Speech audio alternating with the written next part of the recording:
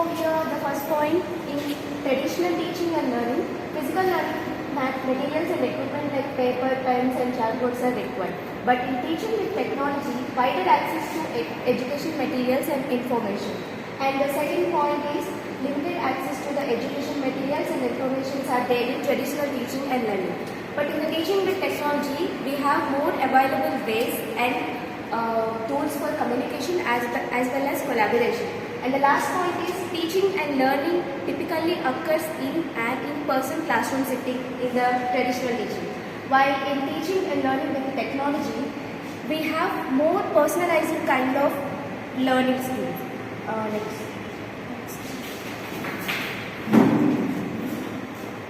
As of now, we can see virtual classroom setting. So, virtual means, for example, now I am presenting this presentation PPT by using projector, laptop or whatever. It is the one of the example of virtual classroom setting. So, how to set up a virtual classroom? There are 5 steps, and the first one is pick a learning management system, review all online learning materials, invest in a calendar and concept, and the fourth one is select a secure live streaming platform, and the last one is choose apps that foster collaboration. Next slide.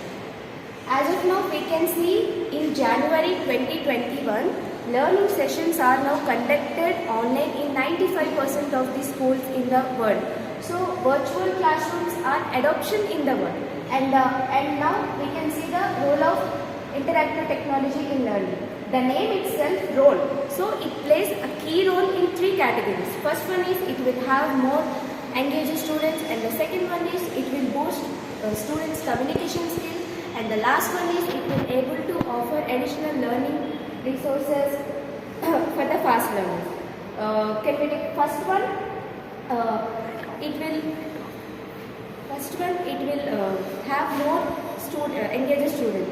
So Eric Major once said that he is a professor of physics and applied physics of Harvard School of Engineering.